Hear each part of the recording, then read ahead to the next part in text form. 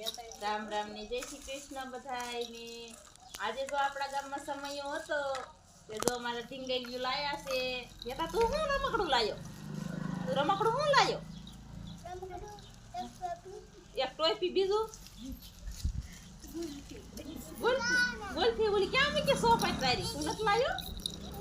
આ જો એકાદ સેવા પોપટ લાવી છે અને પિંછી સતુબેન ને માનસીબેન ને બધા લાયા ઢીંગલીયું. હર્ષદ તું શું લાયો?